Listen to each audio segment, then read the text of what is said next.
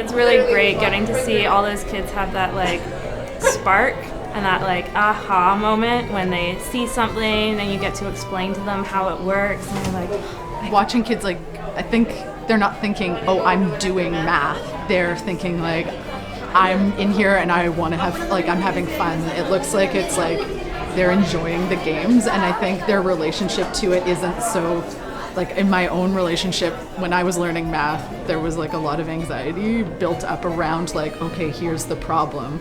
But I think there's like a lot of curiosity and creativity that's coming into play in the way that they're engaging with the activities here today.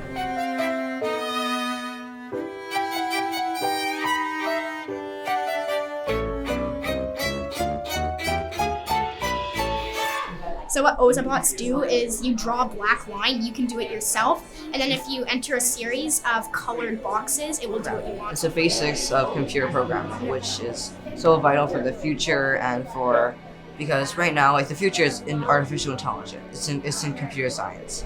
So I think that this UBC program is a great way to expose like children and maybe even adults to like the wonderful world of science, math, and just learning.